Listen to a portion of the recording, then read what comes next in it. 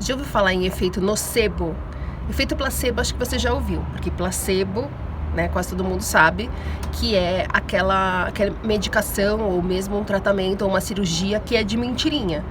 Então, os médicos, às vezes, para estudar o efeito de um tratamento ou de um remédio específico diante de alguma doença que esteja em estudo, bom, sempre está em estudo, né? Eles dividem as pessoas em grupos e alguns grupos recebem o remédio de verdade, outros grupos recebem uma cápsula de açúcar, um tratamento de mentira. E aí eles vão estudando os efeitos reais do remédio e o efeito da sugestão, da mente da pessoa. Ela, quando acredita que aquele remédio vai fazer bem para ela, melhora de alguns sintomas em muitos casos. E aí eles têm que conseguir mensurar até onde é o remédio, a partir de onde é a positividade da pessoa, a certeza de que ela vai sarar. E isso vai dando mais, realidade para os resultados dos remédios e dos tratamentos que eles estudam. O efeito nocebo é exatamente o oposto disso. Eu vou exemplificar aqui, que eu vi outro dia um vídeo do Giridhari Das, que eu já falei do canal dele, vou deixar aqui embaixo no descritivo, são vídeos muito bacanas. Ele cita um caso que eu tinha lido, mas eu não lembro onde, de um cara que teve os exames trocados. Ele fez, sei lá que sintomas ele tinha, o médico pediu os exames, ele fez exames, o laboratório trocou os exames e deram para ele o exame de outra pessoa, e com o resultado que ele teria câncer de estômago. E um câncer até agressivo. Ele foi para o médico e o médico falou que ele tinha câncer de estômago e seguiu a partir dali, tratando o cara como se o resultado do exame fosse dele. Como é que o médico ia saber? Só que aconteceu o seguinte, o cara começou a desenvolver realmente todos os sintomas e aí nasceu o tumor e ele teve um câncer de estômago e ele morreu de câncer de estômago, sendo que ele não tinha nada, entende? Ele tinha tanta certeza que ele estava doente, que ele estava condenado, que ele ia morrer, que foi exatamente o que aconteceu. Mas e você com isso? E você com o efeito nocebo? O que ele tem a ver com a gente? Eu acho que tem tudo a ver, porque é uma forma da gente parar para pensar até onde a gente influencia os sintomas e os problemas que a gente tem do burnout, principalmente a demora na recuperação. Eu estou dizendo que o burnout é coisa da sua cabeça? Super não, nunca eu vou dizer isso. Se um dia você entender que eu falei isso em algum lugar, pode ter certeza que você entendeu errado. Burnout não é coisa da nossa cabeça.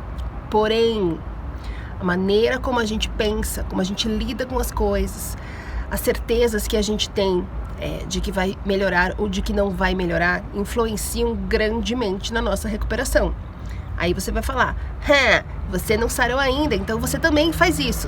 Eu também faço isso. Estamos todos no mesmo barco, gente. Então, pra gente refletir até onde a gente tá influenciando negativamente a nossa recuperação, até onde a gente tá fazendo com que essa recuperação demore mais do que deveria. Porque se uma parte do tratamento é médico, físico, é consertar os estragos físicos reais, tangíveis que o estresse fez no nosso corpo, a outra parte do tratamento é totalmente emocional. E essa parte é a mais difícil porque mexe com crenças negativas que a gente vem desenvolvendo ao longo da nossa vida inteira. Vícios que a gente adquiriu em se preocupar e principalmente em ter medo. A gente passa a ter certezas de que as coisas vão dar errado, de que a gente não está dando conta, de que a gente talvez não seja tão importante no mundo como a gente achou que era, as pessoas estão se dando melhor do que nós, que a gente está sendo injustiçado. E essas crenças, conforme o estresse vai aumentando, elas vão sendo reforçadas na nossa cabeça. Até que a gente chega numa hora de ficar praticamente querendo provar para as pessoas de que a gente está certo, de que tudo é ruim, de que a nossa vida é muito complicada, de que o mundo é muito pesado, de que tudo é muito difícil, porque a gente passou a acreditar nisso. Então, na hora em que você passa a ter essa fé negativa, eu falei disso já, né? Existe fé positiva e fé negativa. A fé positiva é aquela em que você tem uma certeza inabalável de que as coisas vão dar certo. E a fé negativa é aquela que você tem uma certeza inabalável de que as coisas vão dar errado. Então, se você tem uma fé negativa, como eu super tenho, tô aqui, gente, na luta para tirar isso de dentro de mim, para mudar esse tipo de pensamento dentro de mim. Se você tem uma fé negativa, você vai começar a pegar todo e qualquer sintoma, acontecimento, pior ou recaída, meio que para provar que você realmente está muito mal, de que você realmente não vai sarar. Quando a gente está convicto de que a gente não vai sarar, a gente não sara. É esse o problema, esse é o efeito nocebo. Se você se convence que você não vai sarar, você não vai sarar. Para mim começou a ficar menos difícil esse treino de transformar minha fé negativa em positiva depois que eu conversei tanto com o meu médico e o suficiente para entender que burnout tem cura. O problema dessa convicção de todo mundo de que burnout não tem cura vem do tratamento convencional, que é tomar antidepressivo, que é um tratamento para a depressão. E como eu vivo dizendo aqui, o burnout e a depressão são coisas diferentes. Os tratamentos são diferentes. Quando você faz um tratamento para depressão para curar o burnout, a pessoa melhora da depressão, se tiver depressão, e ela não melhora dos sintomas do burnout. E aí vai se criando uma verdade errada de que o burnout não tem cura. Só que quando a gente chega no burnout, a gente vem de um longo período, às vezes da vida inteira, dessas crenças negativas, como eu falei, de que com a gente é mais difícil, que com a gente tudo é injusto, é muito pesado, e as pessoas estão dando conta e a gente não, e a gente está sempre com medo. Quando você chega na recuperação do burnout, é muito mais natural pra gente se sente mais confortável acreditando que as coisas vão dar errado. Porque o burnout meio que aparece pra gente como uma comprovação de que a gente estava certo, que as coisas dão errado com a gente. Olha só o que a gente está passando. Olha a dificuldade de sair desse buraco. E aí vem o efeito nocebo. Você está colaborando para a sua recuperação dar errado. Toda vez que alguém fica falando, eu não conheço ninguém, não soube de ninguém que venceu o burnout, eu dou um exemplo, um ou mais exemplos. Eu evito até dar agora, gente, porque toda vez que eu dou um exemplo de alguém que sarou, que se curou, que se recuperou de um burnout, sempre o que eu ouço é, mas essa pessoa tem dinheiro, mas essa pessoa pode pagar tratamento, você tem que trazer exemplos mais próximos da nossa realidade. Gente, não existe isso. O negócio da recuperação do burnout é a atitude, a forma de pensar e o tratamento correto. E isso, 90% de nós tem acesso. Porque a terapia, a gente tem atendimento social de terapia. Então você pode não gastar com a terapia e aí você gasta só com o médico. Infelizmente, não existe um tratamento gratuito de médico ortomolecular. Isso é um problema, eu sei.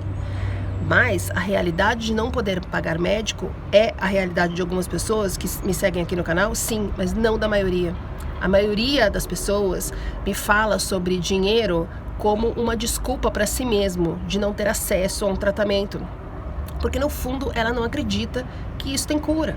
No fundo ela acredita que a vida dela é isso, é sofrimento, é injustiça, que é sempre assim, e vai continuar sendo assim.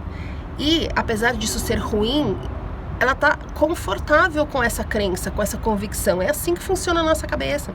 Então, vamos parar para refletir até onde a gente está causando esse efeito nocebo na gente mesmo, na nossa recuperação, até onde a gente está atrasando a recuperação, atrapalhando a recuperação, até onde a gente está impedindo o corpo de se curar de algumas coisas, até onde a gente está sendo teimoso em não querer alterar a forma como a gente lida com as coisas na nossa vida.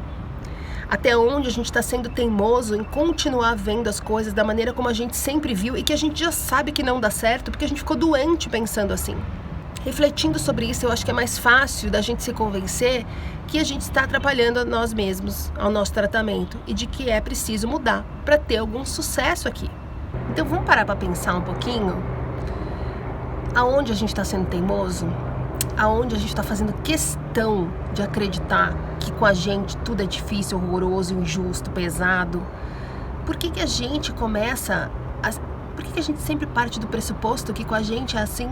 Como se a gente tivesse vindo pro mundo para ser saco de pancada? Ninguém veio pro mundo para ser saco de pancada, gente. Ninguém sofre bullying de Deus, não. A gente veio, eu, você, todo mundo aqui, a gente veio para ser feliz. O burnout, como eu vivo falando, é uma forma que a vida achou, que o nosso corpo também achou, de falar, olha, desse jeito tá dando ruim, vamos mudar. Essa é a hora que a gente precisa mudar e se reinventar. Se você pesquisar pessoas que venceram o burnout, você vai ver que 100% delas são pessoas que se reinventaram. Pessoas que mudaram a forma de ver, a forma de lidar com o trabalho, a forma de lidar com pressão, com expectativa, com cobranças, com perfeccionismo. É uma mudança muito profunda e não é fácil. E às vezes, quando a gente toma consciência da profundidade, da dificuldade, a gente refuga e prefere ficar inconsciente. Isso, a gente prefere ficar na nossa zona de conforto, que é o lugar onde a gente está, onde tudo está ruim, mas a gente acha que tem algum controle. E é por isso que a terapia é fundamental, para a gente conseguir quebrar isso e conseguir enxergar que a gente está colaborando para a nossa recuperação demorar mais ou não vir. Efeito nocebo, gente. Complicado. Pensa sobre isso e vê até onde você está se atrapalhando para poder mudar essas atitudes que você tem que colaboram para a sua recuperação não estar dando certo ou estar demorando muito.